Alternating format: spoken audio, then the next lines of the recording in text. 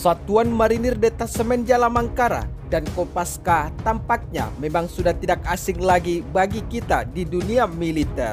Sebab satuan TNI ini telah banyak meraih prestasi di kancah internasional baik dalam latihan tempur maupun ketika terlibat langsung di medan pertempuran demi untuk menjaga wilayah kedaulatan Negara Kesatuan Republik Indonesia. Walaupun satuan dari kedua marinir TNI Angkatan Laut ini sangat dirahasiakan oleh negara dan bahkan identitas mereka menjadi rahasia negara, namun sepak terjang mereka sudah tidak asing lagi ketika diterjunkan langsung di medan pertempuran. Hal tersebut dapat kita lihat ketika terjadinya penyanderaan kapal Sinar Kudus yang dibajak oleh teroris. Namun pemerintah Indonesia yang mengetahui jika kapal MP Sinar Kudus telah disandra oleh para teroris tersebut, kemudian merespon dengan melakukan pengiriman pasukan khusus dari Kopassus, Korps Marinir Denjaka, dan Kopaska. Adapun tugas pokok dari Satgas Merah Putih bentukan Presiden SBY saat itu adalah misi penyelamatan 20 warga negara Indonesia, membawa kembali atau membebaskan kapal Sinar Kudus dengan pengawalan TNI.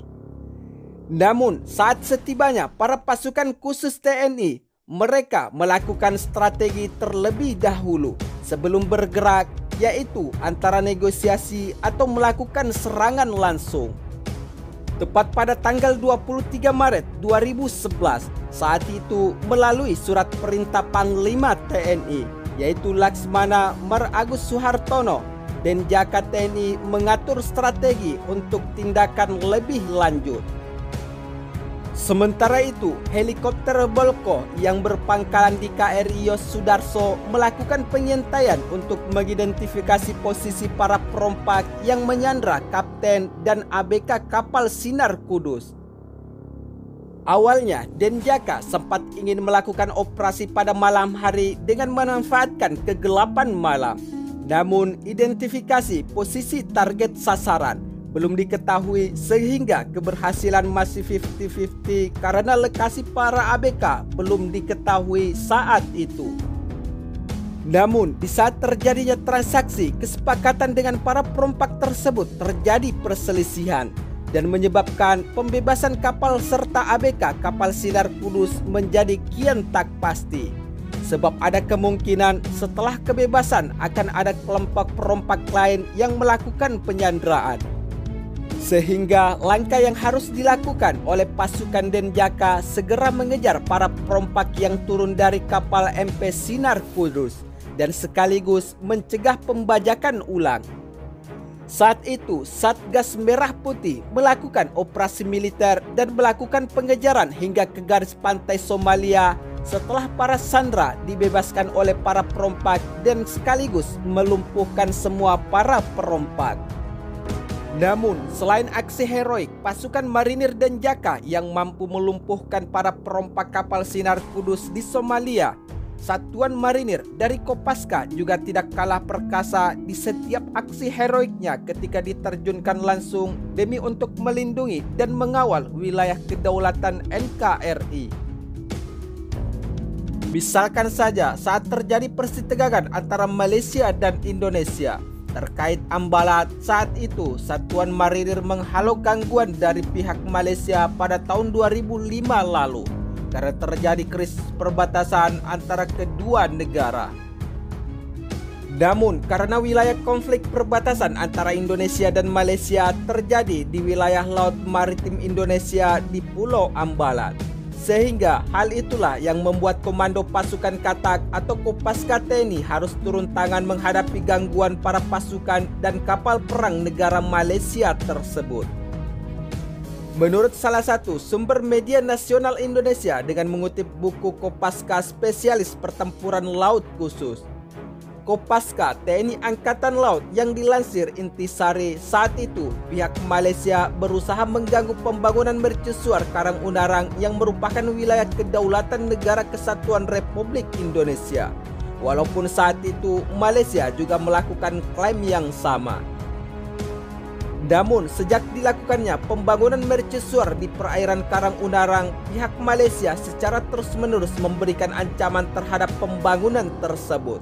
Sehingga di dalam pembangunan, mereka memicu munculnya ombak besar dengan melakukan aksi manuver kapal marine polis dan TLDM Malaysia yang memang dengan sengaja untuk melakukan penghentian pembangunan mercusuar Indonesia di Kepulauan Karang Unarang. Selain itu, para pasukan bersama kapal perang Malaysia berani terjun ke lokasi pembangunan mercusuar Indonesia dan mereka secara tegas menganiaya para pekerja di sana. Tidak sampai di situ saja, suatu ketika pada 1 April 2005, pihak Malaysia kembali menerjunkan kapal marine polis dan TLDM ke wilayah tersebut. Pagi itu, kedua kapal Malaysia melempar jangkar yang tidak jauh dari tempat Kopaska bertugas. Namun mengetahui akan hal tersebut, kapal patroli TNI Angkatan Laut, yaitu KRI Tedong Naga 819, lalu diterjunkan ke medan untuk mengusir kedua kapal Malaysia yang melakukan aksi manuvernya di wilayah kedaulatan Indonesia. Namun, usaha patroli TNI Angkatan Laut tersebut sia-sia. Sehingga kemudian Komandan KRI Tedong Naga pun meminta bantuan terhadap tim lainnya. Mendengar permintaan rekannya, akhirnya Serka Ismail bergegas meminta izin terhadap atasannya, yaitu Komando Tim Kopaska Letu Berni. Setelah mendapatkan izin dari Komandan Kopaska TNI Angkatan Laut, Serka Ismail kemudian dibekali sebuah perahu karet tetapi tidak diperbolehkan membawa senjata. Adapun maksud dari larangan ini dibuat terhadap Serka Ismail agar aksinya ketika berhadapan tentara Malaysia tidak menimbulkan kekerasan dengan pihak Malaysia. Sehingga saat menjalankan misinya itu, Serka Ismail dengan ditemani dua rekannya yaitu Serda Muhadi dan bersama Klasi 1 Yuli Sungkono pun langsung beraksi ke misi tersebut. Serka Ismail kemudian mengemudikan perahu karet berkecepatan tinggi dan ia sengaja membuat pergerakan manuver zigzag agar pergerakan ini berhasil memicu perhatian anak buah kapal ABK Malaysia. Namun di saat yang bersamaan perahu karet yang kemudian dikemudikan oleh Muhadi kembali melakukan pergerakan lebih lincah. Sementara itu Serka Ismail telah menjatuhkan tubuhnya dari sisi perahu yang tak terlihat oleh tentara Malaysia dan ia lalu berenang menuju kapal Malaysia. Setibanya di kapal Malaysia, Serka Ismail melompat ke atas geledak kapal Malaysia, lalu kemudian ia langsung mendobrak pintu samping kapal tersebut. Mengetahui akan hal tersebut, seorang ABK pun sadar akan suara dobrakan pintu kapal mereka. Namun ia justru ketakutan mendengar bentakan Serka Ismail yang menanyakan keberadaan komandan kapal. Tidak hanya itu, Serka Ismail bahkan membentak ABK kapal perang Malaysia yang telah bersiap menembakkan meriam. Namun tidak lama berselang, komandan kapal pun menghampiri Serka Ismail. Sebab dengan aksi nekat Serka Ismail, ia pun dan para ABK lainnya tak sadar atas kemunculan Serka Ismail yang tiba-tiba muncul dan mendobrak pintu kapal. Setibanya di kapal Malaysia, lalu Serka Ismail dengan tegas bertanya terhadap komandan kapal Malaysia. "Mengapa lego jangkar di sini dan sedang apa kamu di sini?" tegas Ismail terhadap komandan kapal Malaysia. Namun sang komandan kapal pun berkilah, ia mengaku hanya mengikuti perintah atasannya tersebut. Menanggapi akan pernyataan sang atasan kapal perang Malaysia, Serka Ismail lalu mengatakan, "Baiklah, kalau begitu saya turun dari kapal ini segera pergi dari wilayah ini. Kalau tidak, jangkar akan saya putuskan," bentak Serka Ismail terhadap atasan armada kapal perang Malaysia. Akhirnya mengetahui bentakan Serka Ismail yang tidak main-main, komandan kapal Malaysia pun akhirnya menurut dan setelah Serka Ismail kembali ke perahu karet, kapal Malaysia pun akhirnya kabur. Namun bentakan Serka Ismail ternyata tidak diindahkan oleh salah satu kapal milik Malaysia dan justru kedua kapal perang Malaysia yang masih bertahan di tempat tersebut. masih berulah sehingga Serka Ismail dan kedua rekannya harus memutar balik dan mengarah ke kapal tersebut. Mengetahui akan kedatangan Serka Ismail bersama rekannya, rupanya para ABK telah bersiap dan berjaga di setiap sudut, bahkan dilengkapi dengan senjata sehingga strategi sebelumnya pun sulit untuk dilakukan lagi. Tetapi personel Kopaska memikirkan cara lain. Lalu Serka Ismail dan rekannya sengaja mendekat ke jangkar kapal Malaysia. Dari sudut ini, Serka Ismail percaya diri mengancam ABK kapal Malaysia sambil menggoyahkan rantai jangkar kapal milik Malaysia.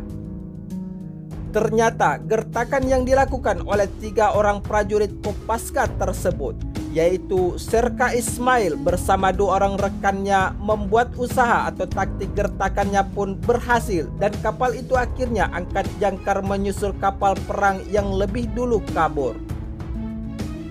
Berkaca dari aksi-aksi heroik para pasukan TNI Indonesia di dalam menjalankan tugasnya memang patut diacungi jempol. Bagaimana tidak untuk menghadapi beberapa kapal perang dan pasukan ABK kapal perang Malaysia yang telah dilengkapi senjata, mampu membuat para tentara Malaysia untuk menarik jangkar dan meninggalkan wilayah tersebut.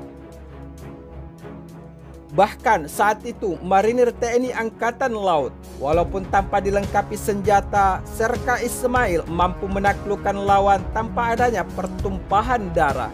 Padahal di tahun 2005 lalu adalah momen persitegangan antara Malaysia dan Indonesia yang bisa saja menimbulkan pertempuran dari kedua negara. Sebab semua pasukan di wilayah tersebut telah bersiap menghadapi segala kemungkinan yang akan terjadi. Sebenarnya persitegangan antara aksi saling klaim wilayah perbatasan antara Malaysia dengan Indonesia bukan hanya terjadi pada tahun 2005 lalu. Sebab jauh sebelum itu Indonesia dan Malaysia sempat melakukan pertempuran yang juga telah dibantu oleh salah satu negara persekongkolan mereka. Misalkan saja seperti persitegangan antara Indonesia dan Malaysia saat perebutan wilayah Pulau Kalimantan yang juga telah dibantu oleh beberapa pasukan persekongkolan negara Malaysia seperti Inggris, Australia, dan Selandia Baru yang juga ikut turut untuk membela Malaysia dan melawan tentara Indonesia.